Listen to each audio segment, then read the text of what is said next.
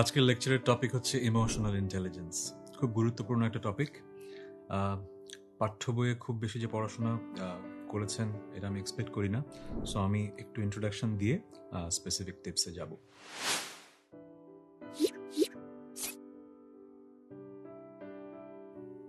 Intelligence মানে বুদ্ধিমত্তা, আর emotion মানে তো অনুভূতি। সো ইমোশনাল ইন্টেলিজেন্স মানে হচ্ছে নিজের অনুভূতিকে বোঝা, যে বুদ্ধিমত্তার কারণে আমরা নিজের অনুভূতিকে বুঝতে পারি এবং অন্যের অনুভূতিকে বুঝতে পারি, সেটাই হচ্ছে ইমোশনাল ইন্টেলিজেন্স। এখন ইমোশনাল ইন্টেলিজেন্স কেন ইম্পর্ট্যান্ট আপনার জন্য, আমার জন্য এবং কমিউনিকেশনের জন্য, সেটা একটু বোঝার আগে একটা এক্সাম্পল দিয়ে বোঝার চেষ্টা করি। আমার এখন যে এক্সাম্পলটা মাথায় আসছে সেটা হচ্ছে আমার খুব পছন্দের একটা টিভি সিরিজ আছে, বিগ ব্যাং থিওরি।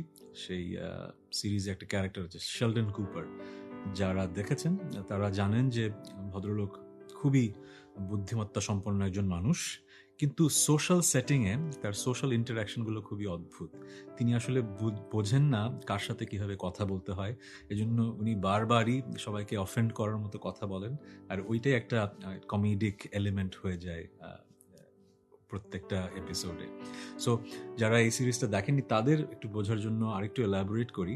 ধরুন আপনার বন্ধুর IELTS এক্সাম ছিল এবং সেটার মিনিমাম স্কোর দরকার ছিল হয়তো একটা, যেটা না পেলে তার ভিসা হবে না, এরকম কিছু একটা।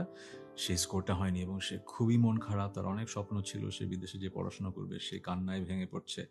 এখন আপনি যদি হঠাৎ করে তার সামনে বলে ফেলেন সেদিনই যে তুই পড়াশোনা করিস নাই, তুই তো এরকম পাবি, এবং তাকে একটু বকাঝোকা করলেন, তার কিন্তু মনটা আরো খারাপ হয়ে যাবে।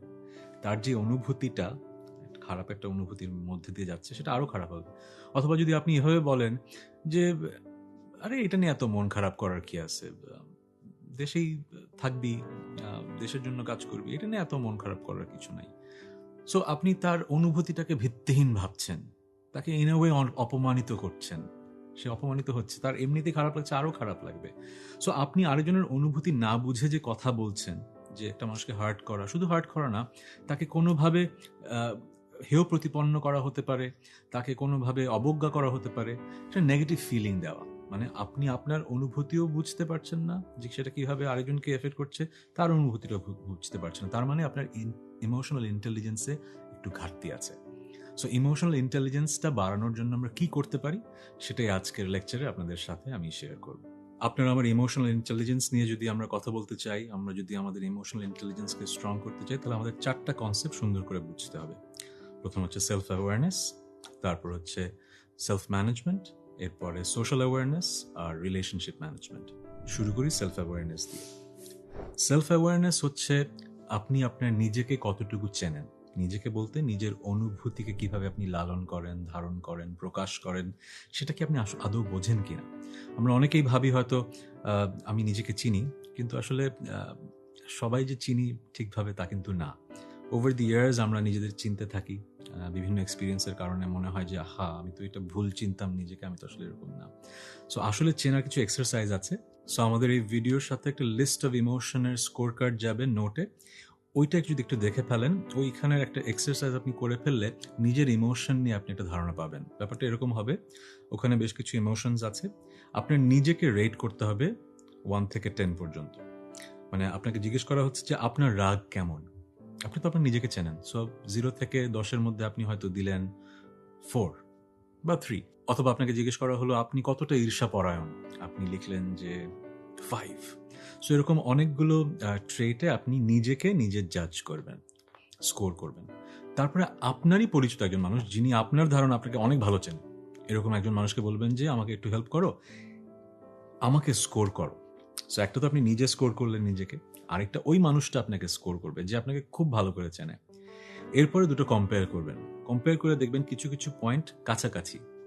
সেটা নিয়ে আপনার খুব একটা ভাবতে হবে না, হয়তো আপনার ভাবতে হবে সেটা নিয়ে যেটার ডিফারেন্সটা বেশি। হয়তো আপনি রাগে দিলেন 3 কিন্তু আরেকজন দিল 8, তার মানে তো নিশ্চয়ই কিছু একটা ঝামেলা আছে। সো এই এক্সারসাইজগুলো কয়েকজনের সাথে করে আপনি বুঝে ফেলবেন যে আসলে এই ট্রেটটা আমার যে একটু বেশি বা কম, এটা আমি তো জানতাম না। সো সেলফ অ্যাওয়্যার হওয়ার জন্য এই ধরনের এক্সারসাইজ কিন্তু করা খুবই জরুরি। এখন সেলফ অ্যাওয়্যার হতে হবে কেন, এটা একটা গুরুত্বপূর্ণ কোয়েশ্চেন। আপনি যদি নিজেকে না চেনেন তাহলে কিন্তু আপনি ইমোশনাল ইন্টেলিজেন্সের উপর কাজ করতে পারবেন না। যেমন ধরুন, হয়তো আপনার বন্ধুদের সার্কেলে কেউ আছে, উনি হয়তো আহ, আহ, একটু স্বাস্থ্যবান, একটু স্থূলকায়। এখন আমাদের দেশে এরকম হয় যে আমরা বন্ধুদের আড্ডায় একে অপরকে নিয়ে মজা করি। আমরা বাংলায় বলি পচাই দিলাম, তাই না? আপনারা ছোটবেলা থেকে এই ব্যাপারটা ইউজ টু, এবং আমরা খুব নর্মাল ভাবেই দেখি। কিন্তু আপনি হয়তো এমনভাবে কাজটা করছেন যেটা আরেকজনকে কষ্ট দিচ্ছে, ঠিক আছে? আপনি হয়তো খুব ইনসেনসিটিভ ওয়েতে কথাটা বলছেন। অনেক বন্ধু এই মজাগুলো নিতে পারে, আবার অনেক বন্ধু কথাগুলো নিতে পারে না, কারণ যেভাবে বলা হচ্ছে সেটা খুবই ইনসেনসিটিভ। এখন আপনি ইনসেনসিটিভ কি না সেটা আপনি কিন্তু ভালো করে জানেন না, কারণ আপনি যখন কথাটা বলছেন আপনি ভাবছেন আমি মজা করছি, কিন্তু আশেপাশের মানুষরা হয়তো ব্যাপারটা ভালোভাবে নিচ্ছে না। সো এবং কেউ হয়তো আপনাকে মুখের উপর কখনো কথাটা বলেনি যে আপনি একটু বেশি ইনসেনসিটিভ। সো এই ধরনের এক্সারসাইজ করলে হয় কি, ব্যাপারগুলো বেরিয়ে আসে। হয়তো আপনার একজন ফ্রেন্ড বলেই দিল তুই আসলে খুব রুড, আপনি হয়তো ব্যাপারটা কখনো এক্সপেক্ট করেননি, কিন্তু এরকম এক্সারসাইজ করলে হয় কি, you will get a true idea of who you are. আপনার ইমোশনাল ইন্টেলিজেন্সের জন্য এটা খুবই জরুরি। সো নিজেকে চেনা, self awareness, that's the first thing. Second point হচ্ছে সেলফ ম্যানেজমেন্ট। সেলফ ম্যানেজমেন্ট মানে নিজের অনুভূতিকে বুঝে সেই অনুযায়ী একটু বদলে যাওয়া এবং রেকটিফাই করা। যেরকম ধরুন, আপনার যদি ইমোশনাল ইন্টেলিজেন্স হাই হয়, তাহলে আপনি ভুল করে ফেললেও সেটাকে কিন্তু আপনি ম্যানেজ করতে পারবেন। হয়তো একটা বোর্ড রুমে বসে আপনারা মিটিং করছেন, আপনার একজন কলিগ একটা আইডিয়া থ্রো করলো, আপনি সাথে সাথেই বলে ফেললেন যে না, এই আইডিয়াটা তো কাজ করবে না, ঠিক আছে? মিটিং কিন্তু চলছে, কিন্তু সেলফ ম্যানেজমেন্ট আপনাকে বোঝাচ্ছে যে এটা বলার পরে আপনি খেয়াল করেছেন যে যেই মানুষটা আইডিয়াটা দিয়েছে তার মুখের এক্সপ্রেশনটা একটু চেঞ্জ হয়ে গেছে, মানে তিনি ব্যাপারটা নর্মালি নেননি, তিনি কোনোভাবে অনুভূতিতে আঘাত পেয়েছেন, এটা আপনি বুঝে গেছেন। সো আপনার কর্তব্য হচ্ছে ইমোশনাল ইন্টেলিজেন্ট মানুষ হিসেবে ওই মিটিংয়ের মাঝে কোনো একটা সময় ওই সূত্র ধরে আবার কনভারসেশনটাকে চালু করা এবং বলা, ভাই আপনি যে ওই তখন আইডিয়াটা দিলেন ওইটা হয়তো এইভাবে যদি চিন্তা করেন, এটা কিন্তু আসলে ব্রিলিয়েন্ট আইডিয়া, আমি পরে চিন্তা করে দেখলাম। সো আপনি কি করলেন, দেখলেন যে ওই মানুষটা কষ্ট পেয়েছে, এটাকে আমার নেগেট করতে হবে, তখন আপনি ততক্ষণ চিন্তা করে ফেলেছেন যে ওই আইডিয়াটা আর কিভাবে হলে আসলে সুন্দর আইডিয়া হতে পারে। ওই কথাটা জুড়ে দিয়ে আপনি কিন্তু অথেন্টিকভাবে তার কথাটাকে ভালো বলার চেষ্টা করলেন, এবং কি হলো, আপনি ওই সিচুয়েশনটা ম্যানেজ করে ফেললেন। এটা সেলফ ম্যানেজমেন্ট। আপনি নিজের অনুভূতি দিয়ে অন্য কাউকে কিভাবে এফেক্ট করছেন সেটা বোঝা, এবং সেটা বুঝে নিজের বিহেভিয়ারটা চেঞ্জ করে ফেলা। এরপর আসছে সোশ্যাল অ্যাওয়ারনেস। সোশ্যাল অ্যাওয়ারনেসটা এর আগের যে এক্সাম্পল দিলাম তার মধ্যে কিন্তু একটু চলে এসছে। সোশ্যাল অ্যাওয়ারনেস মানে হচ্ছে আশেপাশে যারা আছে তাদের অনুভূতিতে কি ঘটছে, তারা কিভাবে চিন্তা করছে, তারা কিভাবে অ্যাক্ট করছে, এটা বোঝার ক্ষমতাটা। আমি আমার জীবনের একটা এক্সাম্পল দিয়ে বলি। আমাকে অনেক সময় অনেক জায়গায় যে স্পিচ দিতে হয়, সেটা হতে পারে আমাকে শিক্ষক হিসেবে কোথাও আমন্ত্রণ জানানো হয়েছে, অথবা আমাকে একজন পাবলিক ফিগার, এন্টারটেইনমেন্ট জগতের একজন মানুষ হিসেবে ইনভাইট করা হয়েছে, আমি এখানে যে কথা বলবো। আমার একটা মেইন কাজ কিন্তু সোশ্যাল অ্যাওয়ারনেস নিয়ে চিন্তা করা, মানে যারা ওখানে অডিয়েন্সে আছেন তারা কি কারণে ওখানে আছেন, ওনারা আসলে কারা, তাদের ব্যাকগ্রাউন্ড কি, কি শুনতে চান। ধরেন দু রকমের ঘটনা ঘটে আমার জন্যে। একটা হতে পারে যে যারা ওখানে আছেন তারা আমার ভক্ত শ্রোতা, আমাকে এতটাই ভালোবাসেন যে তারা শুধু আমার কথাই শুনতে চান, আমার জীবন নিয়ে কথা শুনতে চান। তখন সেখানে আমি যখন কথা বলবো আমি কিন্তু আমার জীবনের ঘটনা বেশি বেশি বলবো। সেই স্পিচ দেখলে হয়তো মনে হবে যে আমি অনেক কিছু নিয়ে বড়াইও করছি, আমার অনেক অর্জন নিয়ে কথা বলছি, কারণ ওখানে যারা আছে তারা ওটা শুনতেই, ও ধরনের কথা শুনতেই ভালোবাসেন। কিন্তু আমি যদি এমন একটা অডিয়েন্সের সামনে দাঁড়িয়ে কথা বলি যারা হয়তো শুধু শিক্ষার্থী, তারা আসলে সবাই আমার ভক্ত শ্রোতা না, হয়তো ভক্ত শ্রোতা কিন্তু তারা অ্যাটেন্ড করছেন এই প্রোগ্রামটা ফর আ ডিফারেন্ট রিজন, হয়তো ক্যারিয়ার কাউন্সেলিং নিয়ে কোনো কথা, সেখানে কিন্তু আমি আমার জীবনের অর্জনের কথা বেশি বলবো না, সেখানে সেটা ইনঅ্যাপ্রোপ্রিয়েট শোনাবে। এটা আমি বুঝি কিভাবে, কারণ আমি সোশ্যালি অ্যাওয়্যার থাকার চেষ্টা করি। যেরকম এই যে লেকচারগুলো দিচ্ছি, আমি কিন্তু এতগুলো লেকচারের মাঝে আমার সঙ্গীত জীবনের, আমার বিনোদন জগতের জীবনের খুব একটা কথা কিন্তু আমি খুব বলিনি, কারণ আমি জানি আপনারা যারা শ্রোতা এবং দর্শক আছেন তারা বিভিন্ন ফিল্ড থেকে এখানে আমাকে জয়েন করেছেন। আপনারা শুধু আমার ভক্ত, শুধু আমার জীবনের ইন্টারেস্টিং গল্প শুনতে চান তা কিন্তু না। সো এই কারণেই আমি সোশ্যালি অ্যাওয়্যার হয়ে কথা বলার চেষ্টা করছি। এটা খুবই জরুরি। কমিউনিকেশনটা যদি স্মুথ রাখতে হয়, আপনার সোশ্যালি অ্যাওয়্যার থাকতে হবে। কার সাথে কথা বলছি, সে কেন আপনার কথা শুনছে এবং তার প্রত্যাশা কি সেটা বুঝে কথা বলা। এই পয়েন্টটা শেষ করার আগে একটা কনসেপ্ট বলে দিই। এই ফ্রেজটা ইউজ হয় পাশ্চাত্যে, আমি দেখেছি, you have to know how to read the room.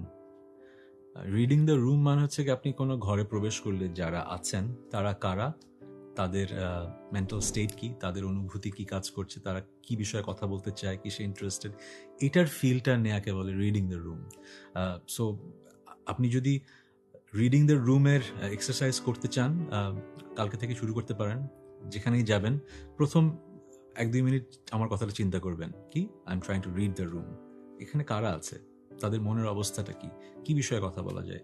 কয়েকদিন করলেই বুঝতে পারবেন যে সব রুমে ঢুকেই জোক ক্র্যাক করা যায় না, সব রুমে ঢুকেই একই রকমের গল্প বলা যায় না, সব রুমে ঢুকে আপনি কথা বলতে স্বাচ্ছন্দ্য বোধ করেন না এবং চাইবেনও না। হয়তো সেই রুমটা রিড করে আপনি রিয়েলাইজ করেছেন যে this is not your room. Maybe সব রুমে তো সবাই বিলং করে না। আমি যেরকম সিঙ্গার, রাইট, একটা হেভি মেটাল কনসার্টের লাইন আপে কিন্তু আমি বিলং করি না, আমি জানি। কিন্তু আমি চাইলে একসময় হেভি মেটাল মিউজিক করতে পারতাম, but I chose not to. আমি আমার সিন্থ পপ জনরা এক্সপ্লোর করেছি, রাইট, 2004-এর দিকে যখন first album. So that's where I belong. এখন knowing where you belong is very important. যেখানে আপনার কথা বলার আছে আপনি সেখানেই কথা বলুন। আমার জন্য যেখানে আমার গান গাওয়ার আছে আমি সেখানেই গান করব। শেষ যে বিষয়টি নিয়ে কথা বলতে চাই সেটা হচ্ছে relationship management. Emotional intelligence high হলে আপনি কার সাথে কিভাবে রিলেশনশিপ ম্যানেজ করতে হয় সেটা খুব সুন্দরভাবে জানেন। কয়েকটা উদাহরণ দিলে আপনি বুঝতে পারবেন। ধরেন আপনি গতকাল একটা ভালো মুভি দেখেছেন, এখন ফ্রেন্ডদের সাথে মিট করছেন, সেখানে সেই বিষয়ে হয়তো কথা বলাটা খুব স্বাভাবিক, কিন্তু দেখা গেল কি আপনার কোনো এক বন্ধু তার এক কলিগকে নিয়ে সেই আড্ডায় এসছেন এবং তিনি দৃষ্টি প্রতিবন্ধী। এখন তার সামনে হঠাৎ করে যদি আপনি বলা শুরু করেন যে আরে কি ভিজুয়াল এক্সপিরিয়েন্স, কি দারুণ সিনেমাটা ছিল, যেই সিজি টিজি, হয়তো ব্যাপারটা একটু ইনসেন্সিটিভ হতে পারে। আমি একটা খুব হাই লেভেল কনসেপ্টে কথা বলছি, এটা হয়তো অনেকের মনে হতে পারে এত ডিটেইলে চিন্তা করব। এত ডিটেইলে আসলে চিন্তা করতে চান কি না চান এটা আপনার উপর, বাট আমি বলবো ইমোশনাল ইন্টেলিজেন্স নিয়ে যারা ভাবি তাদের আসলে একটু সেন্সিটিভ হওয়া উচিত। কার সামনে কি বলছি, কতটুকু বলা যায়, কতটুকু বলা যায় না। যেরকম ধরুন ফ্রেন্ড গ্রুপের মাঝেও তো আলাদা গ্রুপ থাকে না? হয়তো আপনারা 6 জন মিলে বসে গল্প করছেন, তার মধ্যে 4 জন একটা প্ল্যান করেছেন কোথাও যাওয়ার পরের দিন। বাকি 2 জনকে কোনো কারণে বলেননি, হয়তো মনে করেছেন তারা ইন্টারেস্টেড হবে না, কোনো একটা কারণে বলেননি। হঠাৎ করে যদি ওই গ্রুপে বলে আচ্ছা কালকে দেখা হচ্ছে, হ্যাঁ আমরা তো ওখানে যাচ্ছি, তখন হবে কি ওই 6 জনের মধ্যে এক ধরনের একটা আনকমফোর্টেবল সিচুয়েশন তৈরি হয়ে যাবে। হবে না? হবে তো।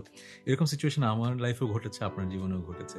সো এই ব্যাপারগুলো যারা বুঝে কথা বলেন, কিছু জায়গায় চুপ থাকেন, কিছু জায়গায় অন্যভাবে ইন্টারপ্রেটেড হবে এরকম কথা না বলেন, তারা রিলেশনশিপ ম্যানেজমেন্ট করেছেন জীবনে। আমাদের কম বেশি করতে হয়। বাট একটা কথা আমি আগের লেকচারেও একবার বলেছিলাম যে যাই করবেন না কেন একটু অথেন্টিক হওয়ার চেষ্টা করবেন। অথেন্টিক হওয়ার চেষ্টা করব, কিন্তু কাউকে কষ্ট দিয়ে কথা বলবো না। এটাই যদি আমরা মনে রাখি, তাহলে এত যে কথা বলছি সব ভুলে গেলেও আপনার জীবনে কিন্তু ইমোশনাল ইন্টেলিজেন্ট ডিসিশন নিতে পারবেন। কি কথা? আমরা অথেন্টিক কথা বলবো, যেটা মনে ফিল করি সেটাই বলবো, কিন্তু কাউকে কষ্ট না দিয়ে বলবো। এটাই হচ্ছে আজকের লেকচারের সারমর্ম।